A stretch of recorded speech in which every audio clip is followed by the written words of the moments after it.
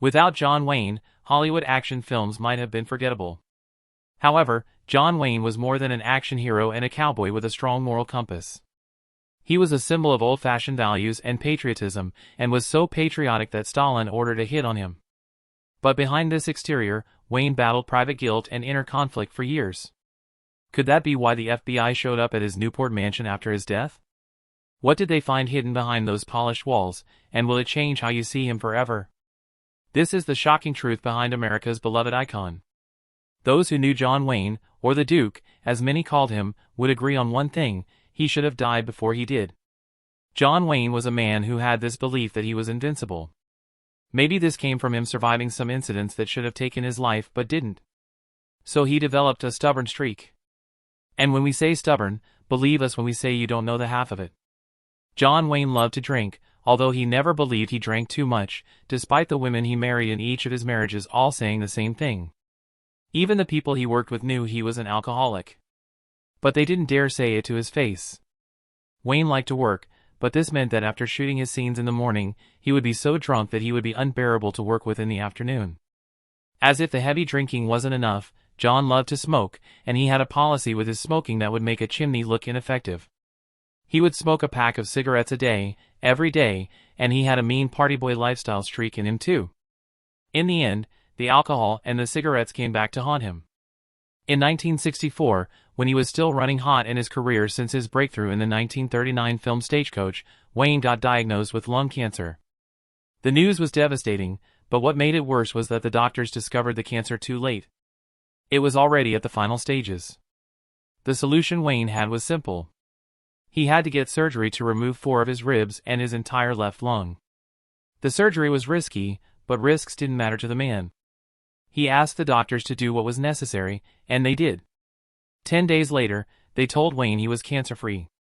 Wayne then celebrated his new lease on life by continuing to drink and smoke.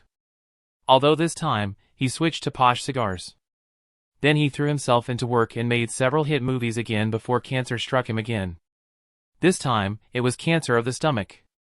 The hard drinking days had finally done their damage, and Wayne died of stomach cancer in 1979.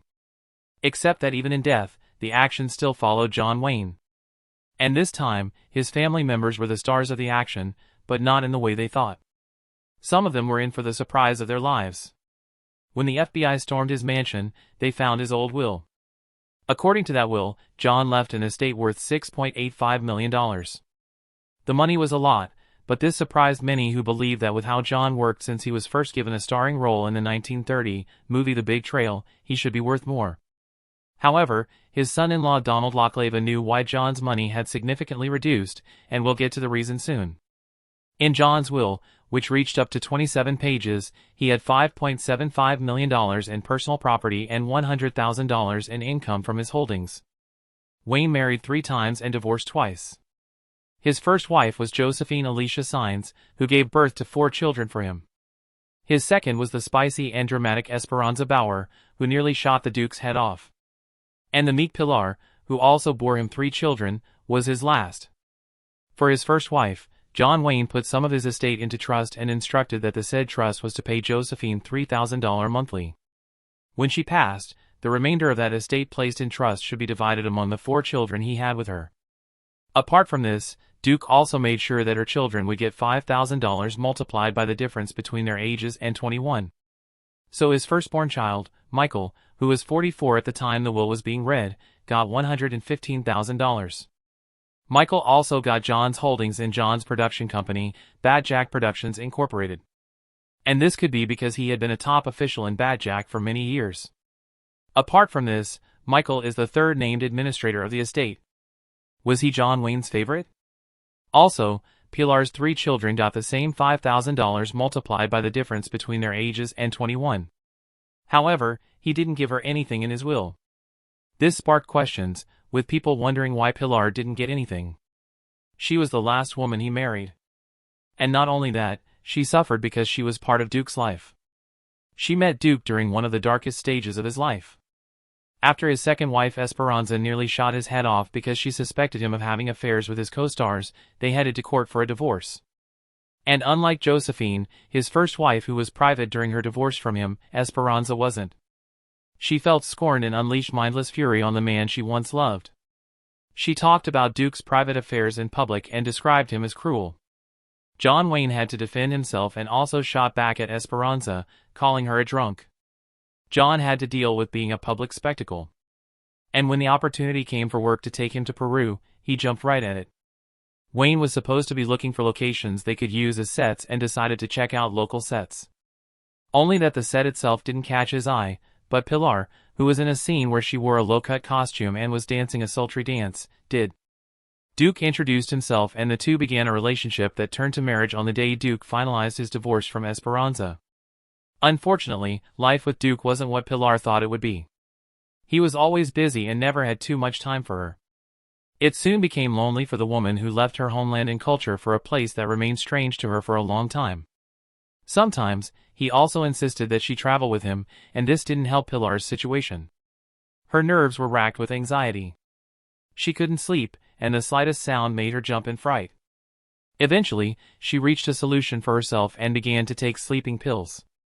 It was a wrong move, but she truly believed it was the only one she could make. However, it got to a point that she couldn't bear it anymore. She slashed her own wrists hoping to die. She didn't. The crew members found her, but instead of Duke following them and rushing her to the hospital, he stayed behind to work and hired nurses to go with her. Then, as if that experience wasn't horrific enough, Duke still cheated on her. Par bore it better than the other wives did, but even she had her limits. She separated from him but didn't initiate a divorce. After their separation, Duke spent time with his former secretary Pat Stacy and even included her in his will, giving her $30,000. He also gave his first secretary $10,000. So why didn't Par get anything, despite being excluded from his will? Par remained one of Duke's biggest supporters. She wrote a memoir about him, saying he was 80% a good man, but people and the media wanted to focus on the 20% that he didn't have. However, she acknowledged that being the Duke's wife and family was tough because he wanted them to be with him and travel when he traveled, which made things unstable. But compared to what she revealed next, that looked bearable. According to Par, she got pregnant while Duke's divorce was going on with Esperanza. So Duke didn't want to create another scandal, and he had an image he was protecting. He told Par to get rid of the pregnancy, which she did. It is still strange that Par was excluded from the will. Could there be a secret reason for this, or did Duke provide for her in another way? She wouldn't be the only exclusion from the will though. The fiery Esperanza also didn't get anything. After the divorce from Duke, Esperanza started spiraling and began to drink more than usual. When she was 40 years old, she locked herself in her room in a Mexican hotel and drank herself to death. Would she have gotten anything if she were alive? Maybe. Donald Lava was alive, and he didn't get anything. Duke specifically instructed that Lava be excluded, and even Lava didn't object. This was the price he suffered for betraying Duke. He wouldn't be the first person that would betray Duke the way he did. Remember how John Wayne loved to cheat? One of the several women he had an affair with was Marlene Dietrich. She was an irresistible woman, and the moment she laid her eyes on Wayne on the set of their film 7 Sinners, she took in all of his 6 feet 4 inches gloriously built body and determined that she was going to have him one way or another. Not that the Duke needed much persuasion or even seduction, he fell right into her pants, and the two struck a relationship that had more passion than his marriage to his first wife at the time, Josephine. During this affair with Dietrich, his relationship with Josephine suffered. She was alone at home, waiting for Duke to arrive and eat the food she had made for him. Duke, on the other hand, was living the party boy lifestyle, getting drunk and finding himself hip-deep in Dietrich. He trusted her, and as his wealth grew, he asked her for advice on how he could manage it. He wasn't the most careful person and really needed a manager for his money. Dietrich, who put Beau Roos in charge of her millions, asked Duke to do the same. Beau was a popular figure in Hollywood. He handled the accounts of Joan Crawford and the Andrews sisters, so he had pedigree. He also had a charming personality and flamboyant lifestyle, which instead of making his clients suspicious of him, put them at ease. They were certain he knew what he was doing. He and Duke became really close friends. Duke was so sure that he would have more millions. Then things got weird. One of the many investments Beau made for him got a series of bounce checks and foreclosure notices.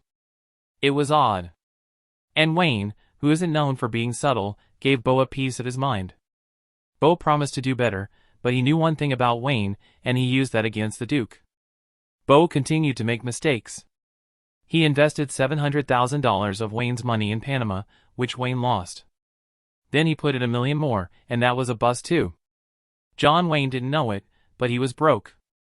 He only found out he didn't have any money when he and his wife Par went to eat at Saks Fifth Avenue in New York and racked up a $3,500 bill. He told the clerk there to charge the amount to Bo. They did, but Bo didn't pay. 63 months later, Wayne got an overdue notice from the restaurant. He called Bo and asked him to pay, but Bo didn't. Now Duke was getting real mad. He isn't the type of person to make mad. He sent his secretary, Mary St. John, to Bo, and Bo tried to get her to come back, but Mary was stubborn and insisted she wanted to see her boss's file and portfolio. Mary saw it, and she was shocked. There was almost nothing left in Wayne's accounts.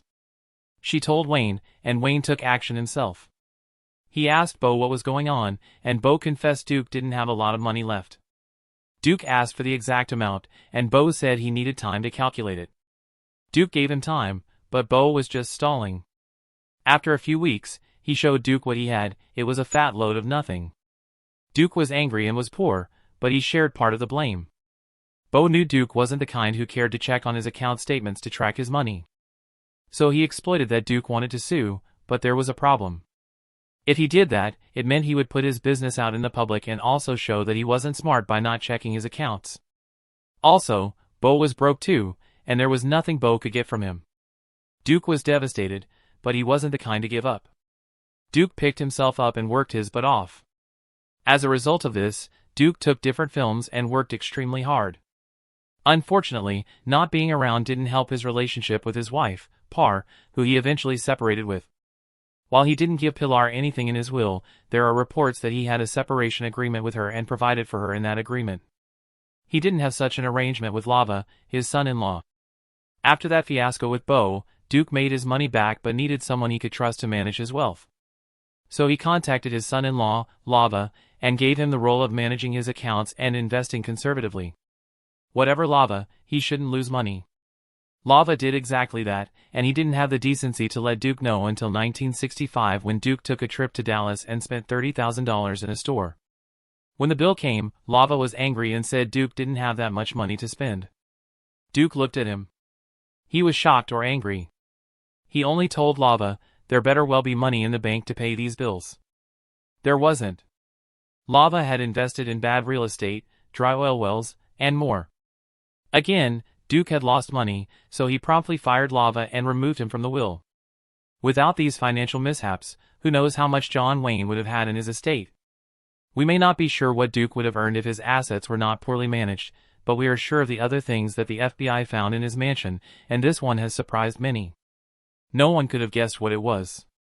When John Wayne was young, he had always dreamed of serving in the Army. And so he decided to enroll in the U.S. Naval Academy but was not accepted due to poor grades. However, that ambition to serve was still there. And so when America joined World War II, Wayne was eager to serve. However, he was exempted at first due to his age, and his enlisting was deferred. Despite this, Duke wouldn't give up. He wrote to John Ford that he wanted to enlist and even asked if he could get into Ford's military unit. So when he was reclassified as draft eligible, Wayne was excited. Unfortunately, the studio he worked for, Republic Studios, had other plans. They didn't want to lose him because he was the only A-list actor under contract with them. Wayne threatened to walk away from his contract, and Herbert J. Yates, president of Republic, threatened Wayne with a lawsuit.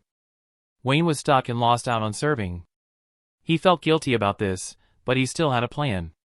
He applied to the Office of Strategic Services, which would later become the CIA. He wanted to be one of their spies, but they rejected his application. However, they weren't done with him. When he got the rejection from the OSS, Wayne began to tour U.S. bases and hospitals in the South Pacific. Seeing that doing this gave him the perfect cover, the OSS recruited Wayne and gave him a secret mission. They asked him to check out General Douglas MacArthur, commander of the Southwest Pacific area, and his staff and investigate if they were obstructing the work of the OSS. Wayne did his job well and so was awarded an OSS Certificate of Service. However, despite this small piece of action, Duke never truly forgave himself. He carried the guilt that he didn't serve his country when it needed him the most. So he tried to seek what he believed was atonement by making sure that he made films that supported the United States' actions when it had become the popular thing to do, his opposite.